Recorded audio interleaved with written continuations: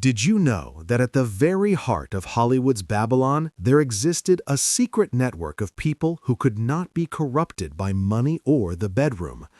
While screen legends were selling their souls for roles, these 10 Mormons were building an empire of purity, driving producers into fits of rage with their wrong kind of righteousness. Today we are opening the files on those who turned the Dream Factory into a proving ground for sermons, whose moral code was more frightening than any scandal. This investigation will show you a Hollywood that was hidden from you for decades. Like the video and subscribe to the channel right now so you don't miss the truth media giants are afraid to say out loud. And be sure to write in the comments, do you think Mormon discipline is a salvation or a cage for talent? Laraine Day. When we speak of Hollywood's golden age, we imagine endless parties, smoke-filled clubs, and rivers of bootleg alcohol. Laraine Day was the system error that gave MGM studio bosses nervous tics. Born in the very heart of Mormon, Utah, she came to the Dream Factory not to blend into its den of vice, but to prove that you could be a top-tier movie star without selling your soul to the devil. Laraine Day was the living embodiment of conservative defiance. In an industry where actresses started their mornings with cocktails just to survive marathon shoots, Laraine didn't merely abstain from drinking, she displayed an almost visceral aversion to every expression of Hollywood excess. She was the officially recognized queen of no vices. Imagine the cultural shock among producers when they realized their new star not only didn't smoke or drink, but had never uttered a single swear word in her entire life. In a world where profanity was the working language of directors, her spotless speech felt alien.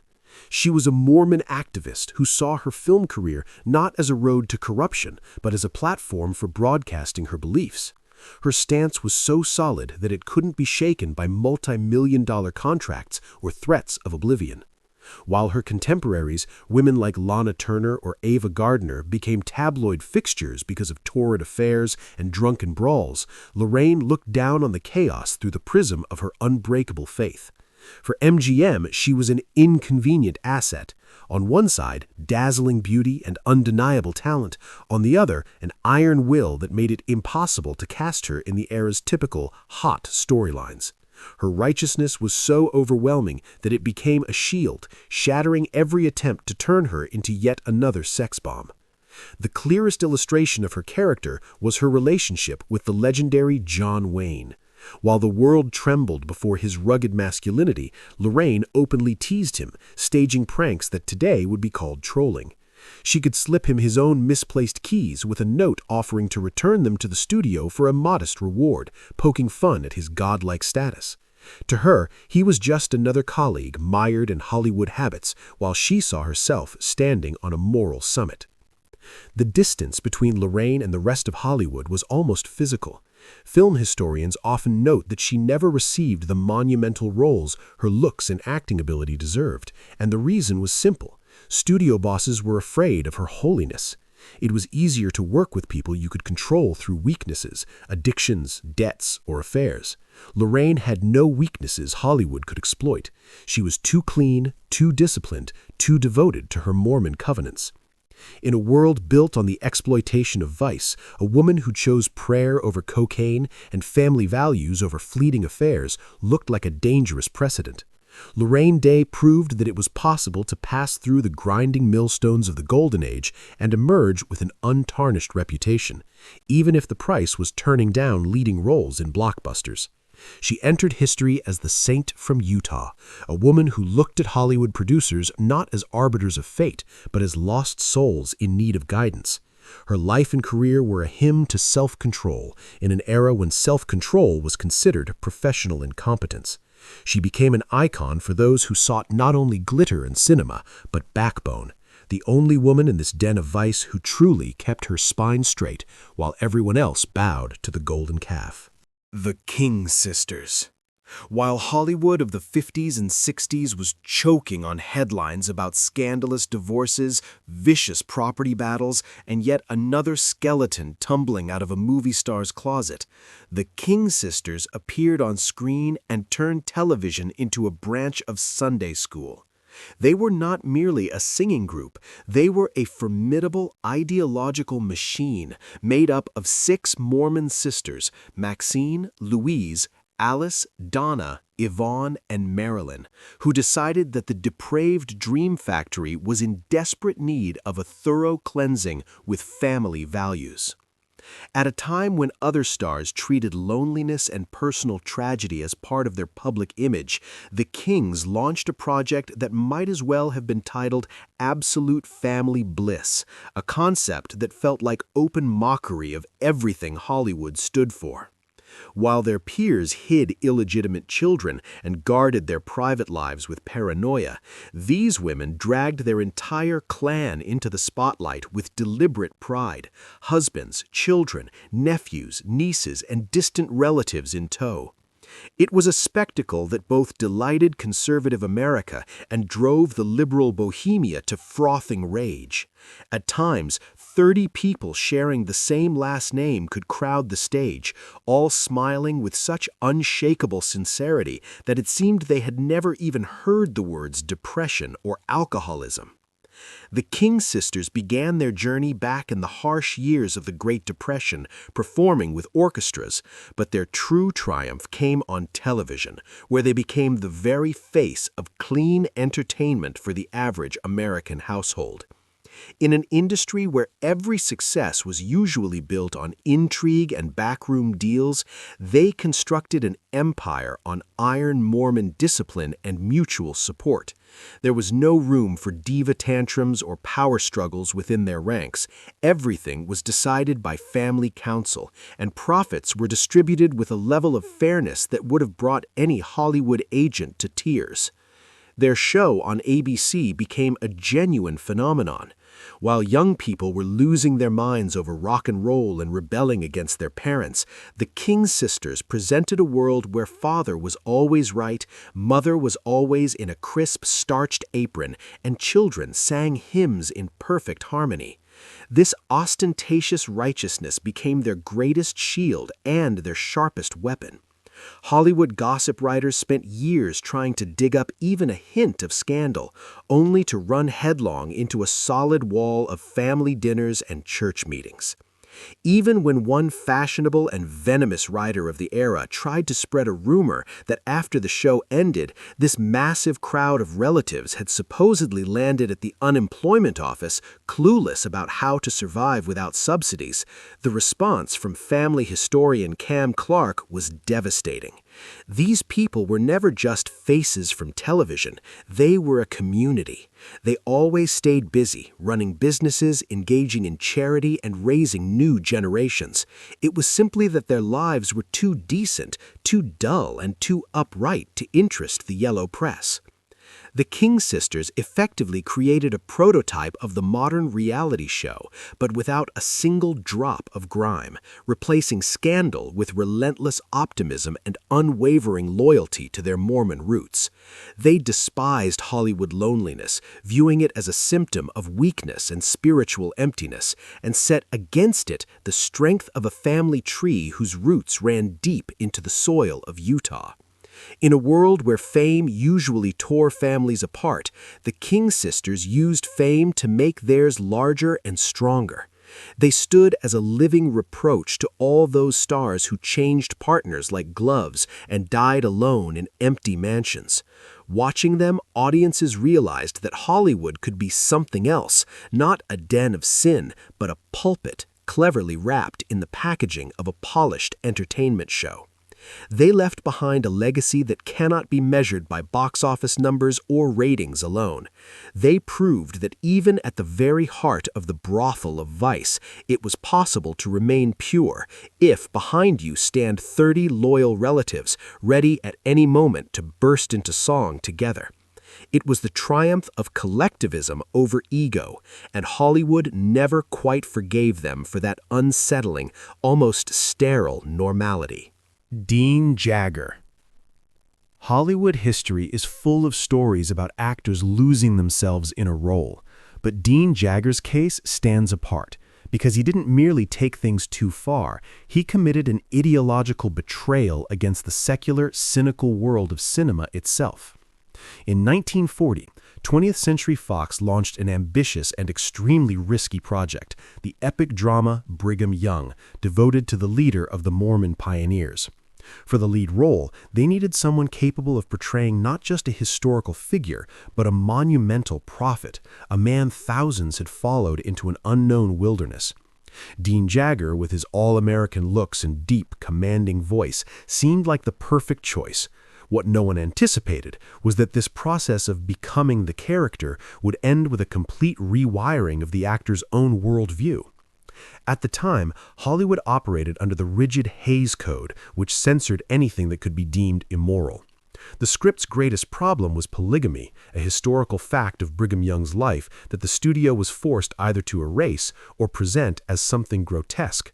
But as Jagger immersed himself in archives, diaries, and theological texts while preparing for the role, he began to see his character not as a fanatic with a harem, but as a man of unbreakable will and profound spirituality. He performed as if every line of the script were a sacred revelation. His acting in the film was stripped of Hollywood affectation. There was such unsettling certainty in his gaze that even the most skeptical critics fell silent. When the film premiered, the Mormon leadership in Salt Lake City, headed by Heber J. Grant, was ecstatic. They had expected yet another smear campaign and instead received a powerful tool for promoting their faith, forged by the very hands of their supposed enemy, secular Hollywood. But the real sensation unfolded behind studio doors.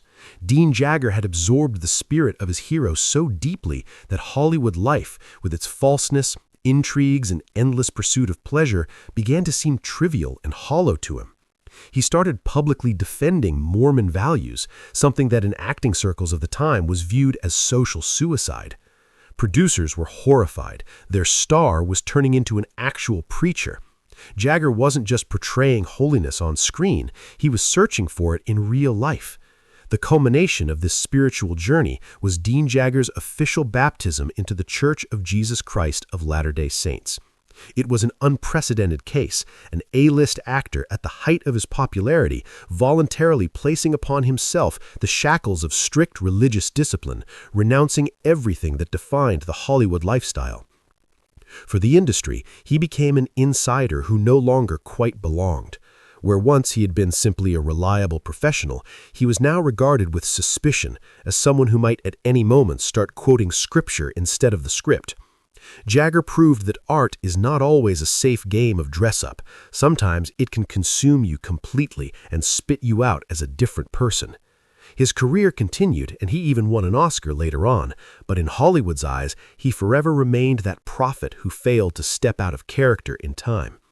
He became a living reminder that even the most powerful propaganda machine can malfunction if one of its cogs suddenly acquires genuine faith.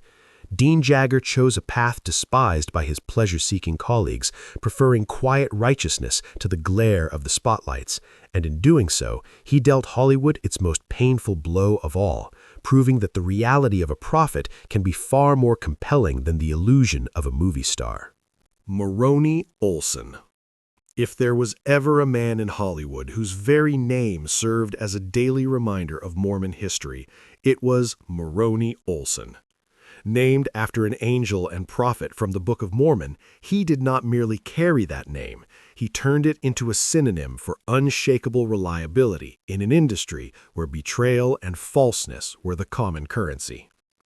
Olsen was one of those quintessential character actors you have seen in hundreds of classic films, from sweeping dramas to light comedies, whose presence on screen instantly lent a scene gravity, dignity, and a strange, almost unsettling sense of moral correctness. A native of Utah, he arrived at the Dream Factory as a fully formed adult, with values so firmly set that Hollywood neither managed to digest them nor spit them out. Moroni Olsen belonged to that quiet wave of Mormon talent that had no interest in provocation or tabloid headlines. He built his career on a foundation inaccessible to most of his star-studded peers, an absolute, almost surgical purity of private life and professional ethics. While his fellow actors missed shooting days because of brutal hangovers, threw tantrums in dressing rooms, or found themselves entangled in sordid lawsuits, Olsen showed up on time, knew his lines flawlessly, and displayed a level of self-control that made others uneasy by comparison. He became a kind of backstage conscience. His very presence seemed to set an invisible moral bar, below which it felt simply shameful to fall. Producers adored him for this predictability. In a world where everything depended on the whims of stars, Olsen was a rock. He played judges, priests, high-ranking officials, and fathers of families, and in each of these roles there was more than acting. There was his own inner discipline, quietly radiating through the performance. He was a rare kind of actor who rose to prominence not through scandal, but by being normal in an abnormal environment. To Hollywood, he remained something of a foreign body, a professional without vices, a man who, after filming Wrapped, went not to a private club on Sunset Boulevard, but home to his family or to a church meeting. This loyalty to his roots and his faith was his central axis. In landmark projects such as Snow White and the Seven Dwarfs, where he provided the voice of the magic mirror, his voice carried that same impartial, stern honesty that defined the man himself. Moroni Olsen proved that one could live for decades at the epicenter of vice, appear in 100 films, and remain faithful to the principles absorbed in childhood in Utah. He did not try to remake others or preach from a soapbox. He simply lived in such a way that his life itself became a sermon. In an industry that devoured the weak and corrupted the strong, Moroni Olsen preserved his identity, becoming living proof that a Mormon upbringing could grant immunity to Hollywood's viruses. He remains in history as a master of supporting roles and a pillar of reliability. A man who brought the quiet strength of his faith into cinema without ever trading his name or his conscience for the glare of the spotlights. His legacy is not only a list of roles, but the impeccable path of a man who knew that every action of his was watched not only by a director, but by the one in whose honor he had once been named. Raymond Griffith. Raymond Griffith was one of the most enigmatic and refined figures of silent cinema, yet his contribution to Hollywood's Mormon theme deserves special attention because what he pulled off amounted to a genuine cultural subversion. In 1926, when American society was still shuddering at memories of the so-called Mormon threat, and the film industry was churning out sinister thrillers about young women abducted by bearded elders, Griffith released his comedy Hands Up. For a worldly comic star, this was a bold, nearly career-suicidal move, but Griffith possessed a rare talent for turning social dynamite into sparkling farce. In the film, he plays a Confederate spy whose adventures carry him all the way to Salt Lake City, and the finale landed like an information bombshell. Instead of fleeing the citadel of polygamy, Griffith's hero chooses to stay, and not with one bride, but with two at once, cheerfully heading toward what the film frames as blissful plural marriage. In an era when Mormonism was portrayed exclusively as a dark and predatory cult, this was nothing short of explosive. A master of subtle irony, Griffith completely flipped the mass audience's perception of Mormons. He didn't moralize or indulge in accusatory grandstanding. Instead, he depicted the Mormon community as a generally friendly, if peculiar place, where life followed its own strange, yet recognizably human rules. This was Hollywood's first real attempt to defuse the demonization of Mormons through laughter, making them part of the American landscape rather than its enemies. Griffith used his status as a first-rank star to legitimize a subject that had existed under an unspoken ban. His character, elegant, resourceful, and irresistibly charming, ultimately embraces the Mormon way of life as something natural, even enviable, undermining the very foundations of anti-Mormon propaganda of the time. While religious zealots in other states were demanding bans on Mormon scriptures, Griffith was projecting an image of a happy Salt Lake City from the screen, where family values were multiplied twofold or even threefold. Of course, Griffith himself was not a Mormon in any strict religious sense, but his deep sympathy for the culture and his refusal to follow the herd instinct of hatred made him a crucial ally to Utah's righteous outliers. In a Hollywood that was only beginning to construct its rigid moral codes, Griffith's stunt read like a manifesto of freedom. He showed that the Mormon subject could be a source not only of fear, but of intelligent, good-natured humor. The irony was that Griffith, playing a worldly adventurer, proved far more tolerant and wise than many so-called serious directors. Hands Up became a harbinger of a new era when Hollywood slowly began to realize that people in Utah were just people, albeit with somewhat more complicated family trees. Griffith effectively cleared a path for later generations of Mormon actors, demonstrating that their faith was not a reason for exile, but part of a rich American history that could be discussed with a smile. He challenged a Hollywood mainstream that demanded unequivocal condemnation of Mormons and offered humanity instead, wrapped in flawless comedic form. It was a triumph of common sense over prejudice, executed with the signature elegance that allowed Griffith to emerge unscathed even from the most scandalous situations. He remains in history as the man who dared to joke about the sacred, and in doing so brought it closer and made it more understandable to millions of ordinary Americans. J. Warren Kerrigan. If you think cancellation and pressure on actors are inventions of our century, the story of J. Warren Kerrigan will quickly strip you of that illusion. Kerrigan was one of the brightest and most adored stars of early Hollywood, a true profile idolized by millions of women. Yet in 1912, he found himself at the center of a scandal that exposed the cinema industry's deep cynicism toward religion. At the time, Hollywood was actively searching for convenient enemies for its narratives, and Mormons, with their closed way of life and the lingering rumors of polygamy, were a perfect target. The film The Mormons, in which Kerrigan played the lead role, became the purest distillation of the era's anti-Mormon hysteria. Its plot was blunt and merciless. Kerrigan's character, initially loyal to church elders, gradually awakens and rises up against greedy and sinister polygamists in order to rescue innocent victims of the cult. For Kerrigan, this role became a trap. As an actor whose career depended entirely on the favor of studio bosses, he was forced to embody on screen the image of a righteous apostate, broadcasting to the masses a distorted and openly hostile version of Mormon life. The irony was cruel. Kerrigan himself, like many actors of that era with roots in Utah or ties to the Mormon world, understood perfectly well that what he was portraying was a crude piece of propaganda. But Hollywood presented him with a brutal choice. Either you become the face of this truth, or your career ends before it truly begins.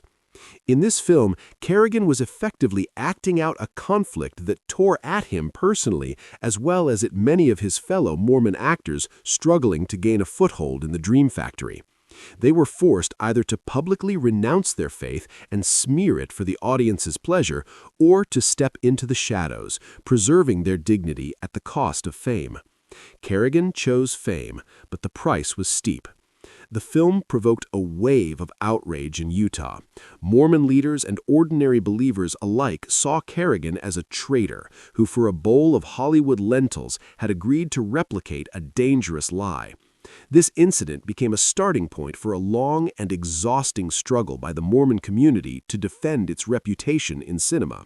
J. Warren Kerrigan unwittingly became a catalyst for a process in which Mormons began creating their own media outlets and film departments, seeking at least some way to counter the power of Hollywood's machine of defamation. On screen, he was a heroic liberator. In reality, he was a hostage of a system that demanded from an actor not only talent, but total ideological submission. His apostasy was staged in producers' offices by people who knew that fear and prejudice sold far better than objective reality. The rest of Kerrigan's career unfolded under the shadow of this ambiguous success. He remained a style icon, but for those who knew the truth about life in Utah, he became a symbol of how Hollywood could force a man to betray his roots for the sake of a beautiful illusion. This chapter of his biography stands as a grim reminder that in the Golden Age, and even before it, an actor was little more than a puppet in the hands of those who shaped public opinion. Kerrigan showed the world what a conflict between conscience and contract looks like, becoming the first in a long line of those Hollywood tried to break by casting them as saviors in stories built on hatred for their own past. He was an apostate by script, but deep down he may have remained the same man who simply wanted to act without becoming a weapon in someone else's war. His tragedy is the tragedy of talent, forced to serve a lie in order to survive in an industry that never forgave loyalty to anything higher than box office returns. Loretta Young. Loretta Young was one of the rare actresses of the Golden Age whose flawless beauty and status as a style icon served merely as camouflage for a will of steel forged in the conservative traditions of Utah. While most screen divas of the era treated Hollywood as a playground for indulgence, Loretta approached her career as a sacred post where every gesture, every glance, every word had to conform to a strict inner code.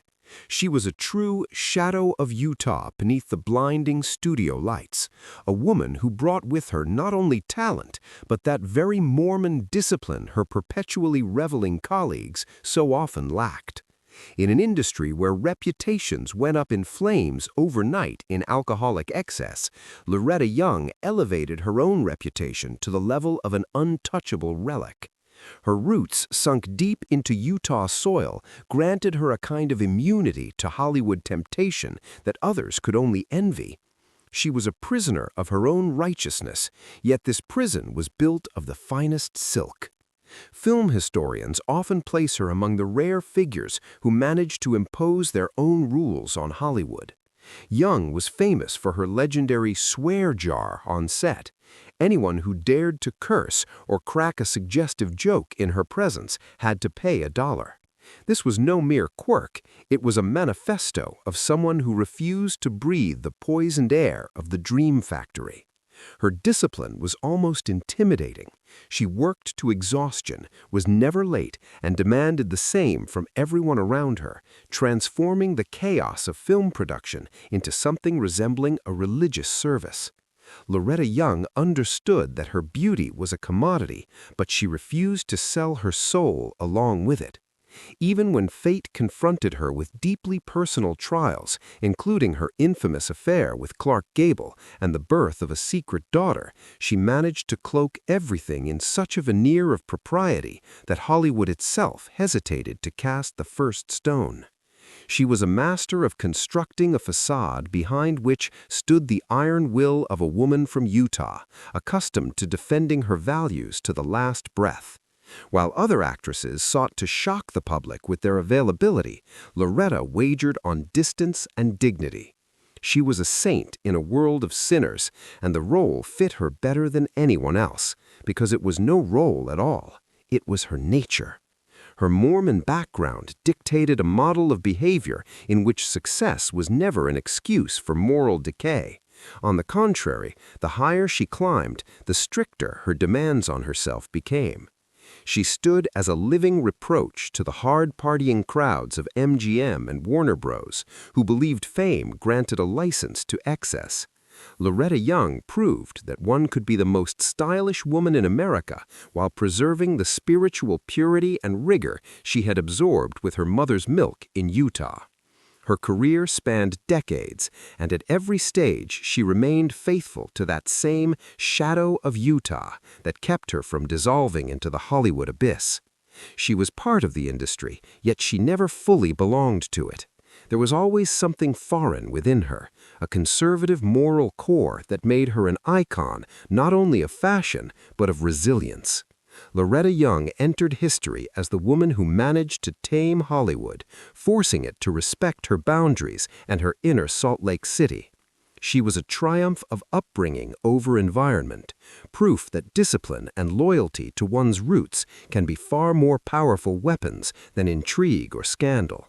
In a world that tried to chew her up and spit her out, she dictated the menu herself, remaining to the end that same steel lady in silk, whose righteousness was her most exquisite adornment. Erik Larson. When we look at Walt Disney's classic animation, we see magic, but we rarely stop to consider that this magic was the product of relentless discipline and something close to religious devotion. Erik Larson was the man who transformed Mormon chastity into a visual standard for millions of children around the world. One of Disney's legendary 9 old men, Larson was, for decades, far more than an artist. He was a moral censor and an architect of purity in an industry that beyond the studio gates was steeped in vice. While Hollywood was turning into a conveyor belt of adult themes, intrigue, and self-destructive behavior, Larson sat in his office meticulously crafting images devoid of even the faintest hint of ambiguity. A devoted Mormon, he did not see his work as a commercial trade, but as a form of spiritual service. For him, animation was a way to transmit the values of Utah: hard work, family harmony, and purity of intent on a global scale. His contributions to masterpieces such as Pinocchio, Bambi, and Cinderella were infused with that distinct Mormon ethic in which good is always absolute and evil is grotesque and must be driven out. Imagine the contrast. Just a few miles from the Disney studio, on Sunset Boulevard, stars were drinking themselves into ruin and dismantling their lives, while Erik Larson was simultaneously creating films for his church, such as Welfare in Action, using the very same tools with which he brought Mickey Mouse to life. He was a unique bridge between the world of commercial entertainment and the world of strict faith, effectively shaping the moral compass of entire generations of Americans without ever leaving his office. Larson possessed a remarkable ability to breathe life into matter, yet every movement of his drawn characters carried the restraint and nobility instilled in him by his upbringing. Colleagues often referred to him as the conscience of the animation department. He was the one who could gently but firmly redirect an idea if it struck him as too daring or insufficiently family-friendly. Within the Disney universe, itself a conservative stronghold, Larson stood at the furthest edge of righteousness. His work was free from Hollywood's cynicism. He genuinely believed in the idealized worlds he created because they mirrored his own inner reality, a reality in which Mormon covenants stood above any artistic experimentation. While Hollywood of the 40s and 50s flirted with noir and complex psychological trauma, Larson continued to draw light, convinced that cinema should not reflect the grime of life, but point the way toward purity. He was a quiet giant whose influence on culture is impossible to overstate precisely because it was invisible. We are accustomed to thinking of Disney values as universal, yet in many ways they were the Mormon values of Utah packaged in Larson's flawless animation. He proved that one could become a Hollywood legend without yielding to any of its temptations, preserving one's faith intact while working at the very center of the dream industry.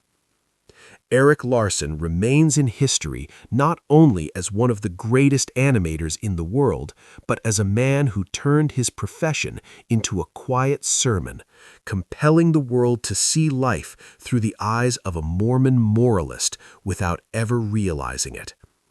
His legacy is not merely thousands of drawings, but proof that true devotion to one's roots can outlast any Hollywood storm, laying the foundation for a belief in miracles that remains untainted even decades later.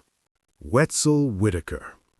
If there was ever a man in Hollywood capable of an act producers would consider bordering on madness, it was Wetszel Whitaker, a figure so unyieldingly serious, so stern in appearance, that he earned the nickname The Judge. His story is not merely a career path, but an open act of defiance against the golden calf of the Dream Factory, carried out in the name of a higher purpose he saw in serving his Mormon faith. Whitaker was no ordinary studio employee. He was one of the key animators at Walt Disney Studios itself, a man who helped bring to life such immortal classics as Alice in Wonderland, Peter Pan, and Cinderella. In the animation industry of that era, working for Disney was the summit of Everest, a guarantee of lasting fame, generous pay, and a permanent place in the history of world art. But for Wetszel, the Judge Whitaker, all this splendor was merely bright wrapping paper, distracting him from what truly mattered. While his colleagues reveled in their status as Hollywood's creative elite, Whitaker increasingly felt that his talent should serve not only public entertainment, but the strengthening of his community's spirit back in Utah. The tension between his Hollywood prestige and his Mormon roots reached a breaking point in the early 1950s when David O. McKay, president of the Church of Jesus Christ of Latter-day Saints, personally approached him with an offer that would have sounded like exile to any conventional careerist. Whitaker was asked to leave Los Angeles, abandon his stable and prestigious position at Disney, and move to Provo to establish a film department at Brigham Young University. To secular Hollywood, this looked like professional suicide. Trading global recognition for the production of educational and religious films in the provinces seemed unthinkable. But the Judge Whitaker did not hesitate for a second. He resigned. He turned his back on Hollywood money and, in effect, on Walt Disney himself, who was rumored to be genuinely stunned by the decision of one of his finest craftsmen.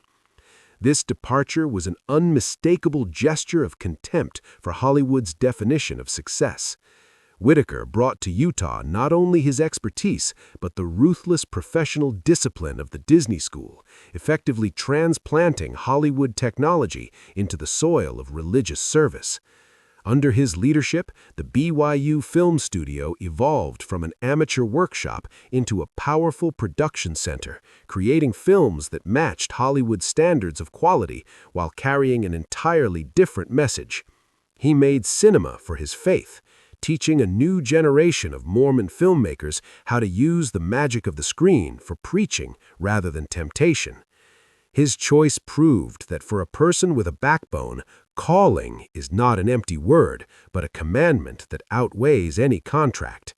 Whitaker became the architect of Mormon cinema, effectively constructing an alternative system of filmmaking independent of the whims and vices of Los Angeles. In Hollywood, his name gradually faded from memory, but in Utah he became a legend, a man who demonstrated that true art does not require approval from the decadent bosses of the major studios. His move from sunny California to the mountains of Utah was not an escape, but a return home to his roots and his ideals. Wetszel Whitaker remains in history as the symbol of that rare breed of people capable of laying down a crown in one world in order to build a temple in another. His life was a lesson to Hollywood that not everything in this world can be sold or bought, and that loyalty to one's community can be a far stronger motivator than any Oscar. He left Disney with his Mormon soul intact, and that choice made him the Judge, not only in nickname, but by the very right to judge what truly holds value in this life. Edwina Booth. Our list of other actors ends with a woman whose fate became the bitterest lesson for anyone who believed that Hollywood's success could peacefully coexist with Mormon purity. Edwina Booth is a name film historians now speak with quiet sorrow, for she was one of those rare talents from Utah who brought a distinct note of sincerity and chastity to the Dream Factory, only to collide with a level of cruelty her faith could never have anticipated. Edwina was a true white lily from Salt Lake City, a young woman raised in strict discipline and in the belief that hard work and honesty open every door. Hollywood, however, opened before her not doors, but an abyss. In 1931, MGM cast her in the leading role of the ambitious and dangerous production Trader Horn, filmed deep in the African wilderness. For Edwina, whose life until then had revolved around moral rigor and church meetings, the journey became both a literal and metaphorical descent into hell. Driven by the pursuit of realism and box office success, studio executives treated her not as a human being, but as an expensive yet replaceable prop. In the unforgiving conditions of the wild, without basic comforts or protection, Booth was forced to play the role of a white goddess, effectively fighting for survival in the jungle. The industry she had imagined as a space for creativity revealed itself as a soulless machine, perfectly willing to grind down an actress's health and sanity for the sake of a striking shot. During the exhausting shoot, she contracted a severe tropical illness that left her bedridden for years and effectively ended her career. Yet the most terrifying part was not the physical affliction, but Hollywood's response afterward. Once the Golden Girl from Utah stopped generating profit and became a liability, she was simply erased, forgotten, abandoned, and left alone with her tragedy. Edwina encountered a cynicism that had no place in her Mormon worldview. Where she expected compassion and support, she found only the dry language of lawyers' reports and the indifference of producers. She was among those talents who tried to survive in Hollywood without losing their dignity, and her story revealed just how toxic the Dream Factory could be for anyone unwilling to sell their soul for a leading role or climb over others to reach the top. She returned to her roots, to a quiet life filled with prayer and long attempts to restore her shattered health, becoming a living reminder of how high the price can be for trying to remain righteous in the beast's lair. She remains in history as a symbol of purity that the industry sought to exploit and discard. Yet it was precisely her Mormon resilience that kept her from being completely broken, allowing her to preserve her dignity even in obscurity. Her short and painful career forms the closing chapter of this story about those who were other. Edwina Booth proved that Hollywood can take your health, your fame, and your money, but if you possess a core forged in the mountains of Utah, it can never take your essence.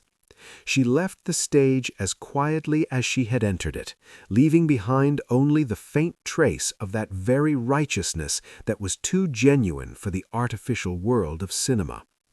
Her life is the final punctuation mark in a list of legends who chose prayer over cocaine, confirming that in this den of vice, the bravest and strongest were not those who shouted loudest about their success, but those who could stand straight even as the world around them collapsed. And this is what the other side of the coin looks like. The one Hollywood prefers not to talk about out loud. The story of those who did not break under the pressure of the system and did not trade their ideals for a hit of cheap popularity. We're used to thinking of the Golden Age as a non-stop den of vice where every second person drowned in excess. Yet these 10 names prove that even at the very epicenter of decadence, it was possible to remain a human being with a spine of steel. Mormon discipline, loyalty to one's roots, and an almost religious stubbornness became for these actors not a burden, but the only life raft that kept them from dissolving in Hollywood acid. Some, like Wetszel Whitaker, found the strength to spit on Disney's millions for the sake of serving their faith. Others, like Edwina Booth, paid for their purity with their health, yet preserved their dignity before God and themselves. These people were true pariahs of the dream factory because they could not be bought, intimidated, or seduced. They arrived with their own rule book and left without a single stain upon it. Today, their stories seem strange to us, almost alien, because in a modern world of hype and instant gratification, such principle looks like madness. Yet it was precisely these saints who upheld the fragile moral balance that kept Hollywood from turning fully into Sodom and Gomorrah as early as the 1940s. They showed that an actor's real strength lies not in the ability to cry beautifully on camera or swap partners under paparazzi flashes, but in the courage to say no to the system when it demands betrayal of your very essence. Their names may not always thunder across tabloid headlines, but their legacy is a quiet triumph of spirit over flesh, proof that even in the heart of an empire built on illusion, it is possible to live a life rooted in truth. This brings our journey into Hollywood's righteous underbelly to an end.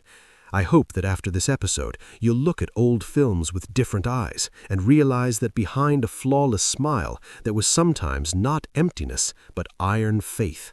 A faith that neither spotlights, nor money, nor fame could shatter.